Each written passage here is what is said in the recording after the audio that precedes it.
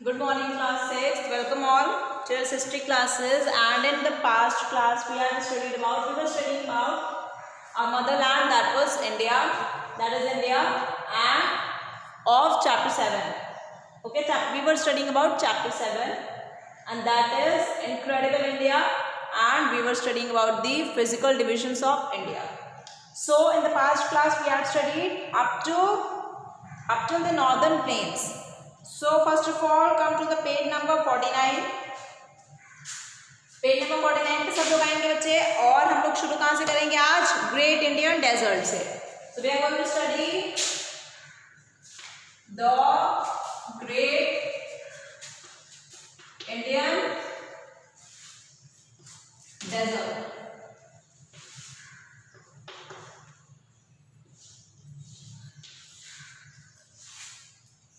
So here we are going to study about the Great Indian Desert. अब desert मतलब सबको पता है. डेजर्ट मतलब क्या होता है भाई?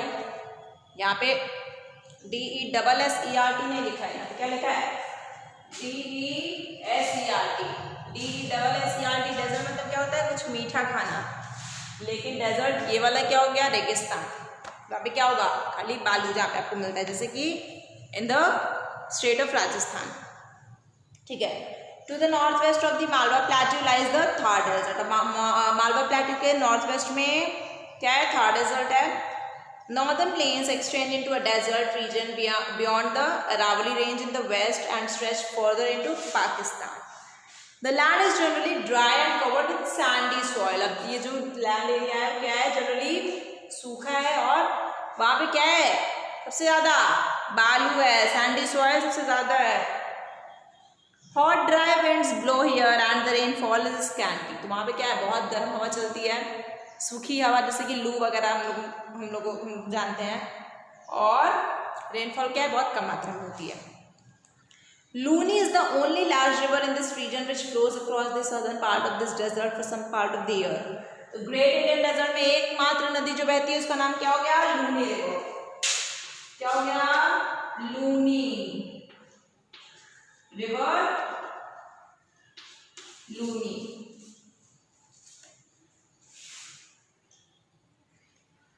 Lake Sambhar is an important salt water lake. Lake Sambhar, वहां पे जो है, सांभर में क्या डालते हो? सांभर घर पे बनता है ना, उसमें क्या डालते हो? नमक डालते हो.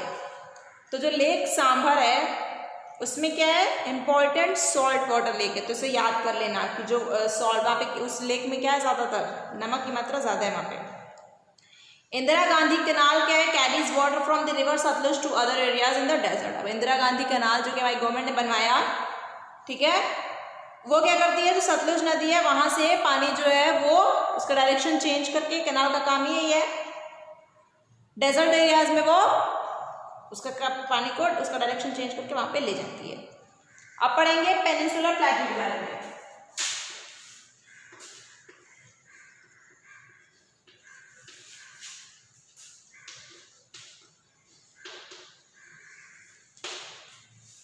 प्लेट्यू मतलब वो रीजन, वो पार्ट जो कि थोड़ा सा ऊंचाई पे है.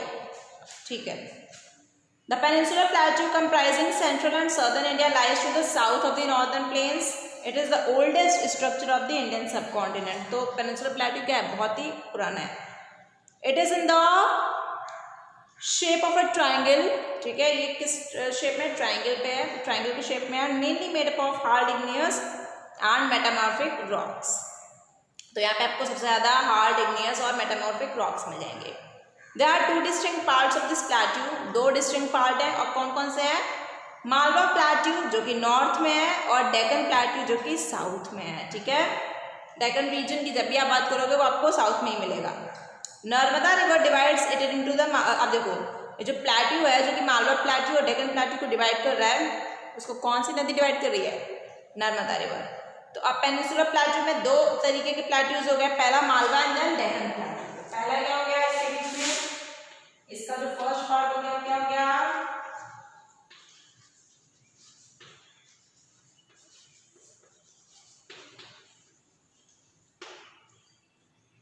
मालवा प्लेट्यू.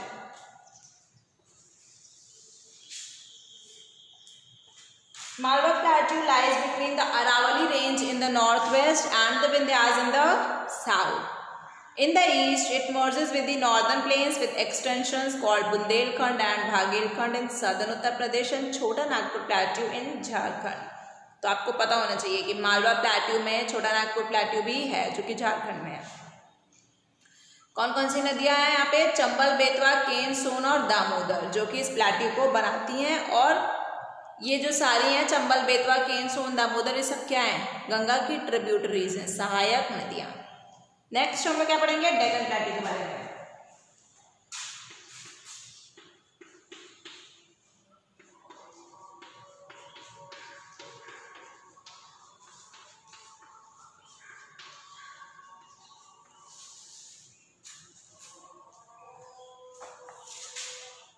चलो, plateau south of the Narmada is separated from the Malwa plateau by the Vindhyas. The plateau is triangular in shape, widest in the north and extends up to the southern tip of the peninsula. ठीक है, तो ये जो plateau है वो किस shape में है? ट्रायंगुलर शेप में है। सबसे ज्यादा वाइड कहाँ पे है? नॉर्थ में। और कहाँ तक ये जाती है? Southern tip of the peninsula. कौन कौन चीजों से बाउंडेड है भाई? नॉर्थ में सतपुरा रेंज से बाउंडेड है, महादेव हिल्स, माइकाला हिल्स और कैमूर हिल्स से भी नॉर्थ में ये बाउंडेड है। Plateau slopes from west to east from an average height of about 900 metre to 300 metre.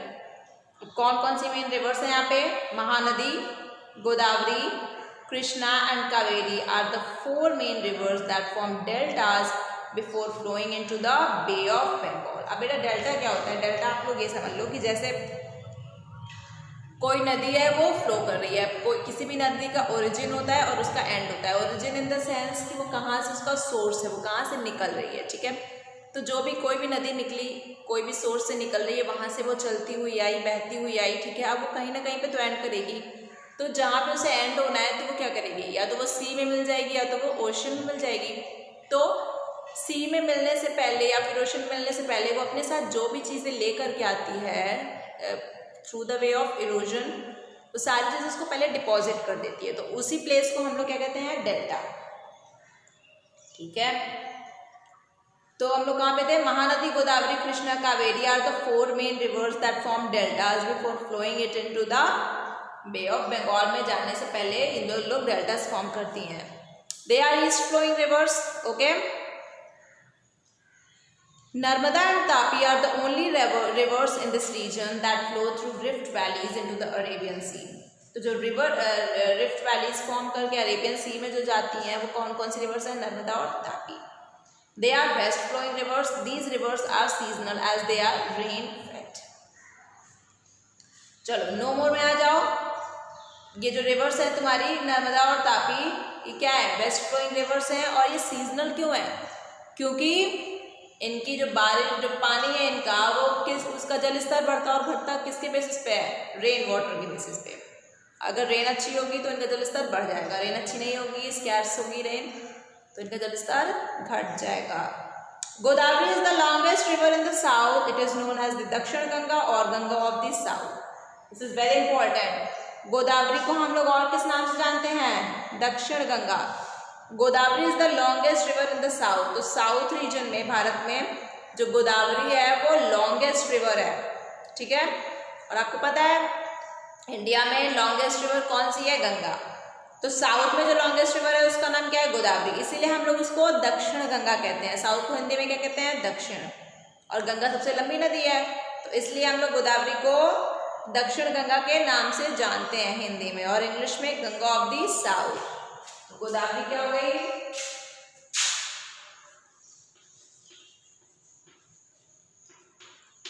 Godavari नदी को हम लोग क्या कहते हैं?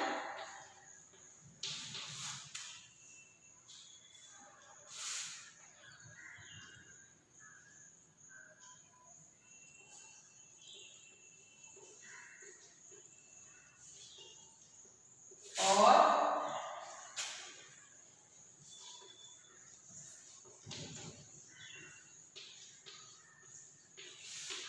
ठीक है, तो गोदावरी नदी को हम लोग दक्षिण गंगा या फिर गंगा ऑफ द साउथ के नाम से जानते हैं। अब हम लोग पढ़ेंगे about coastal plains and islands. So come to coastal plains and islands.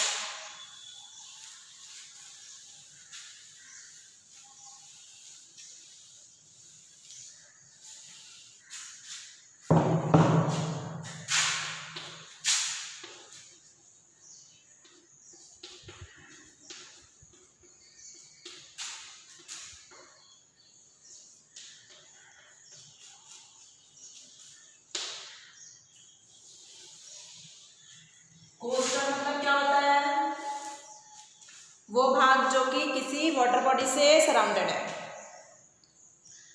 Bordering the western and the eastern Ghats are narrow coastal plains known as the western and the eastern coastal plains, ठीक है। The western coastal plains are narrow, अब western coastal plains जो है वो narrow है, and the two west flowing rivers Narmada and Tapi form narrow estuaries. From the south of Gujarat up to Kerala, the coast is known as the Konkan coast. ठीक है, जो आपको map देखोगे तो ये हमारा गुजरात रीजन है और ये क्या करता है नीचे, ठीक है, ये तो ये गुजरात रीजन जाता है। गुजरात में ये सारी क्या होती है, इस सारी जो बाउंड्रीज है आपको आपकी जो कोस्टल रीजन है उसको आप लोग किस चीज से समझोगे, क्या कहोगे उसको, कोंकण कोस्ट। अच्छा, further south the coast line is broken and gives rise to many lagoons and natural harbours.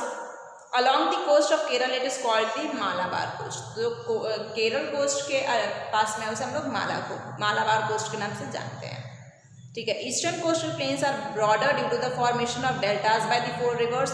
अब ईस्टर्न कोस्टल प्लेन्स क्या है, वो चौड़ी होती हैं, क्यों, क्योंकि जो तुम्हारी डेल्टास फॉर्म करती हैं वो चार नदियाँ कौन कौन सी हैं, गोदावरी, महानदी, कावेरी और Krishna. In Tamil Nadu, it is called the Coromandel coast, and further north, it is known as the Northern Sarkars. A comparative study of the eastern and western Ghats. अब देखो ईस्टर्न और वेस्टर्न घाट्स का यहाँ पे आपको क्या दिया गया है, डिफरेंस दिया गया है about eastern and western Ghats.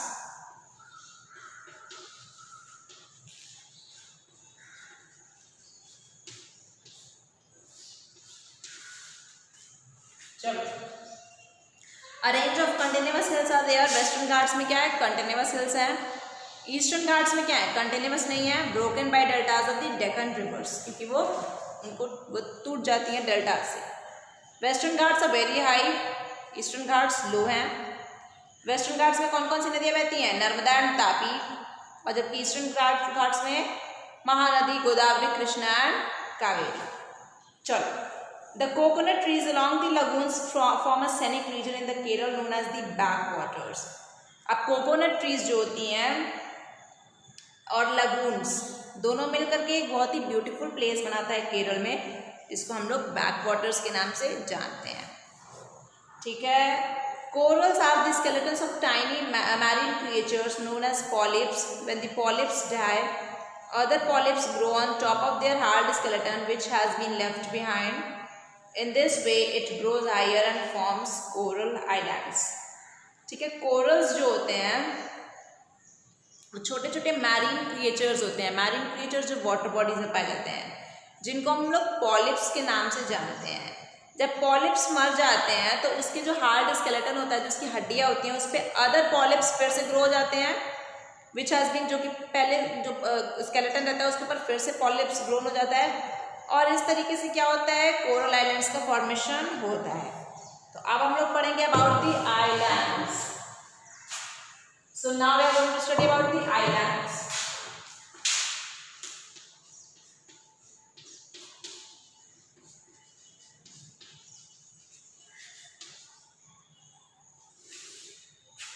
Islands क्या होता है भाई, आइलैंड्स देखो वो लैंड एरिया जो कि वाटर बॉडी से सराउंडेड है, दीज आर कॉल्ड आइलैंड्स। कौन कौन से दो आइलैंड ग्रुप के बारे में यहाँ पे पढ़ना है हमें, अंडमान एंड निकोबार और लक्षद्वीप आइलैंड्स। तो सबसे पहले पढ़ेंगे अबाउट अंडमान एंड निकोबार। तो किसके बारे में पहले पढ़ेंगे,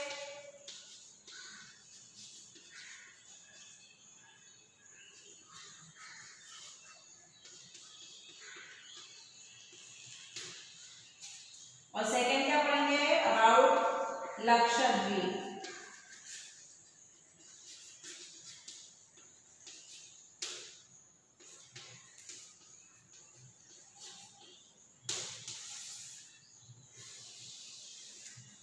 चलो, Andaman Nicobar situated in the bay of Bengal में है, ठीक है। इस पे कितने आइलैंड्स हैं, there are 572 islands in the territory, इसलिए अंडमान निकोबार आइलैंड बड़ा है। About 550 islands are in Andaman group, ठीक है। अंडमान में 550 है 26 of which are inhabited and thickly forested. इसमें से 26 आइलैंड्स पे लोग रहते हैं, इनहैबिटेड है वहाँ पे, और थिकली फॉरेस्टेड है, घने घने जंगल हैं। स्मॉलर, अब निकोबार में जो है वहाँ पे कितने आइलैंड्स हैं? 22, इसमें से सिर्फ 10 ही इनहैबिटेड है, बाकी 12 जो आइलैंड्स हैं वहाँ पे कोई नहीं रहता। Andaman Nicobars are separated by channel called the 10 degree channel which is around 150 kilometre wide.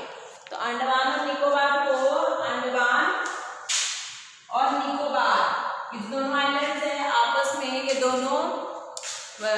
दोनों अलग कैसे होते हैं? Through 10 degree channel. This is very important. ये 10 डिग्री चैनल है,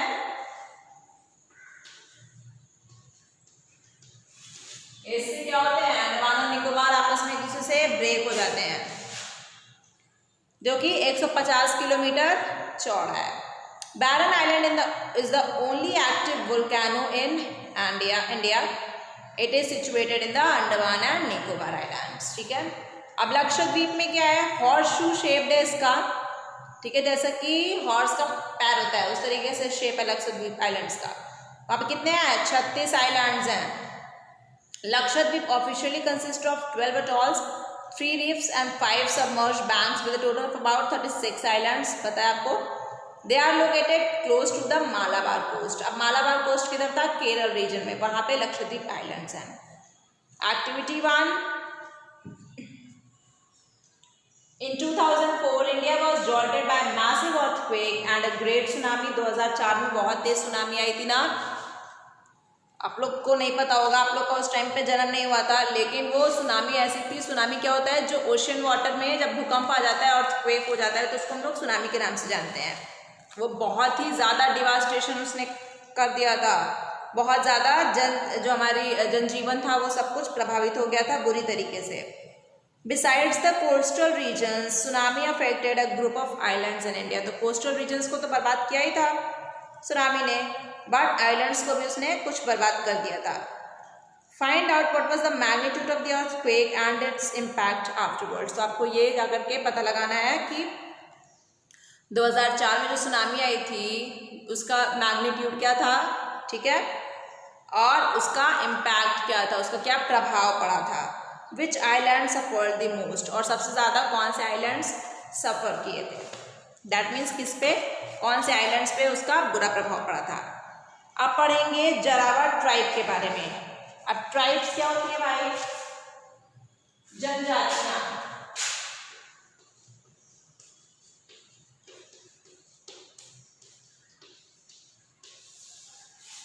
जरावा ट्राइब्स होती हैं जनजातियाँ जो एक जगहों पर रहती हैं कुछ ग्रुप्स में, ठीक है। तो the Jarawas are one of the native tribal people of Andaman islands. अब अंडमान आइलैंड्स में जो लोग हमेशा रहते हैं, जो कि ट्राइबल पीपल हैं, उनको हम लोग जरावाज ट्राइब के नाम से जानते हैं। अभी उनकी जो जनसंख्या है वो क्या है? 250 से लेकर के 350 तक जरावा ट्राइब्स हैं। They do not like to meet any outsiders. वो बाहरी किसी भी व्यक्ति से मिलना पसंद नहीं करते हैं, इसलिए बहुत ज़्यादा डिटेल्स उनकी सोसाइटी के बारे में, उनकी कल्चर के बारे में, उनकी ट्रेडिशंस के बारे में हमें नहीं पता है। कोई व्यक्ति जब किसी से मिलेगा तब तो उसके बारे में वो जान पाएगा। वर्ड जरावा निकला कहाँ से? ये हिंदू उर्दू वर्ड है झरिया, जिसका मतलब होता है जंगल। और ये लोग कहाँ पे हैं? Similar to the name of Jharkhand state. Their own name for themselves remains unknown। उन्हें ये भी नहीं पता कि उनका नाम जरावा ट्राइब क्यों है। But may be similar to Onge, meaning enemy or hostile people in the local language of the area। लेकिन हम लोग ये समझ सकते हैं कि इसका मतलब अप्रॉक्सीमेटली क्या है? एनिमी, दुश्मन, या फिर hostile people, ठीक है। Their physical features and languages are quite different from those of other tribes in the area। इनकी जो physical features हैं, that means ये लोग जैसे दिखते हैं, और इनकी जो लैंग्वेजेस हैं वो थोड़ी सी डिफरेंट है अदर ट्राइब्स के मुकाबले, अगर हम कंपैरिजन करें। They seem closer to some African tribes leading to the believe that they originally came to the Andamans from Africa. अब हमें ये लगता है कि ये लोग अफ्रीका से आए थे। अब significance of the physical divisions. तो भाई सिग्निफिकेंस क्या है इसका? अब हम ये पढ़ेंगे।